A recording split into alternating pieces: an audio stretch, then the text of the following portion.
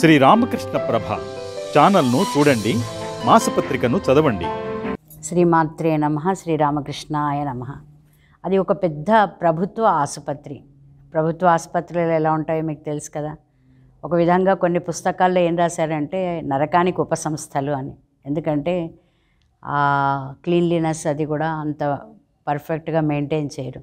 ఇలా ఈ government hospital, ప్రభుత్వ ఆసుపత్రిలో ఒక పెద్ద జనరల్ వార్డ్. అక్కడ ఆ జనరల్ వార్డులో కొన్ని 50 నుంచి 60 బెడ్స్ ఉన్నాయి. అయితే ఇక్కడ 2 బెడ్స్ గురించి మనం మాట్లాడుకుందాం. ఒక బెడ్ కిటికీకి పక్కగా ఉంది, ఒక బెడ్ డయాగ్నల్లీ ఆపోజిట్గా కొంచెం కిటికీకి దూరంగా ఉంది. ఈ 2 బెడ్స్ మీద 2 పేషెంట్స్ చాలా తీవ్రమైన అనారోగ్యంతో చాలా కాలంగా బాధపడుతున్నారు. వారిని వచ్చి చూసేవాళ్ళు లేరు, వారిని అలా వదిలేశారు హాస్పిటల్లో. వారితో మాట్లాడేవాళ్ళు లేరు. ఒక విధంగా చెప్పాలంటే వారు ఒక దుర్లభమైన జీవితాన్ని గడుపుతున్నారు. అయితే ఈ కిటికీకి దగ్గరగా ఉన్న పేషెంట్, కిటికీ కొంచెం దూరంగా ఉన్న పేషెంట్కి ఇద్దరికి ఒక విధమైన సఖ్యత కుదురుతుంది.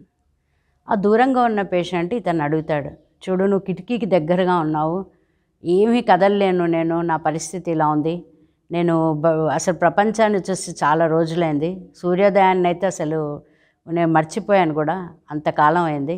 ఆ కిటికీలోంచి చూసి బయట ప్రపంచాన్ని నాకు కొద్దిగా వివరించి చెప్తావా, తద్వారా నీకు కొద్దిగా ఉపశాంతి కలుగుతుంది నాకు అంటే, రోజు అదొక కార్యక్రమంగా పెట్టుకొని ఈ కిటికీ దగ్గర ఉన్న అతను చెప్తూ ఉంటాడు. చూడు పక్షులన్నీ చెట్ల దగ్గరికి వచ్చాయి, ఇప్పుడు సూర్యోదయం అవుతోంది, ఆవులు అంబా అని అరుస్తున్నాయి, సూర్యుడు ప్రశాంతంగా ఉన్నాడు, చాలామంది స్త్రీలు పంపుల దగ్గర నీళ్లు పట్టుకుంటున్నారు. అలా రోజు బేసిక్గా మనం అబ్జర్వ్ చేసే విషయాలన్నీ అతనికి వివరిస్తూ ఉంటాడు. ఈ వివరణ అనేది వాళ్ళిద్దరి జీవితంలో ఒక ఊరట అయిపోతుంది. చెప్పడం అతనికి ఎంతో సంతోషాన్ని కలిగిస్తూ ఉంటుంది, వినడం ఇతనికి ఇంకా సంతోషాన్ని కలిగిస్తూ ఉంటుంది. అలా కొంతకాలం గడిచిపోతుంది. ఆ కొద్ది కాలంలో కూడా ఇతను ఒక మానసిక స్థితిని పొందుతాడు ఇతను మాట్లాడడం వల్ల. ఒకరోజు అనుకోకుండా ఒక రాత్రి వేళ ఇతను నిద్రలోకి వెళ్ళిపోతాడు. తెల్లారి లేచేసరికి ఆ కిటికీ దగ్గర ఉన్న బెడ్ ఖాళీగా ఉంటుంది.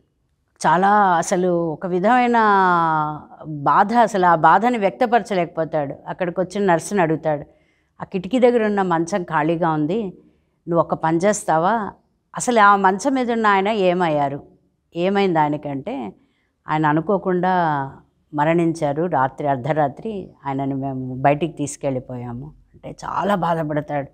పడి ఆ సిస్టర్ని పిలిచి అడుగుతాడు, ఆ మంచం మీద ఉన్న వ్యక్తితో నాకు చాలా అనుబంధం ఉంది, ప్రతిరోజు ఆ కిటికీ అవతల ఏముందో అన్నీ చెప్తూ ఉండేవాడు, దయచేసి ఆ మంచం మీదకి నన్ను షిఫ్ట్ చేస్తావా అని. నర్సు కొంచెం ఆశ్చర్యంగా మొహం పెడుతుంది. ఎందుకు ఆశ్చర్యంగా మొహం పెట్టిందనేది తను అర్థం చేసుకోలేకపోతాడు. కొద్దిసేపు అయ్యాక ఆ మంచం అంతా క్లీన్ అయిపోయాక ఈయన్ని ఆ మంచం మీదకి షిఫ్ట్ చేస్తాడు.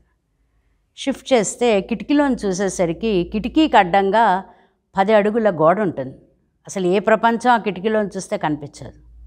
షాక్ అవుతాడు, అదేంటి రోజు ఇంత అందంగా వివరించి చెప్తున్నాడు, నాకు ఇంత ఊరటను కలిగించాడు, కిటికీ బయట అసలు ఏం లేదు, ఒక పెద్ద గోడ మాత్రమే ఉంది అని నర్సుని పిలిచి అడుగుతాడు.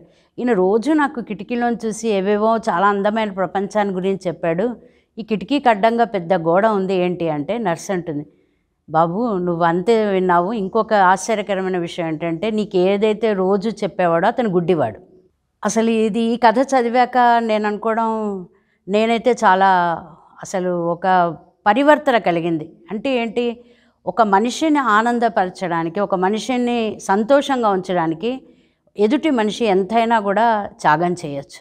యాక్చువల్గా మంచం మీద ఉన్న పేషెంట్ గుడ్డివాడు, ఆ కిటికీకి అవతల కూడా ఏమీ లేదు, కానీ కేవలం ఈ మనిషిని ఆనందపరచడానికి కోసం అతను తన యొక్క గొప్ప మానసిక స్థితి, అంటే ఇక్కడ మీరు అర్థం చేసుకోవాల్సింది, ఒక వ్యక్తి యొక్క మానసిక స్థితి గొప్పగా ఉంటే అతను ఎంత గొప్ప ఫలితాల్ని భగవంతుడి నుంచి కానివ్వండి, చుట్టుపక్కల అతనున్న సమాజంలో కానీ పొందుతాడో మీరు గ్రహించాలి.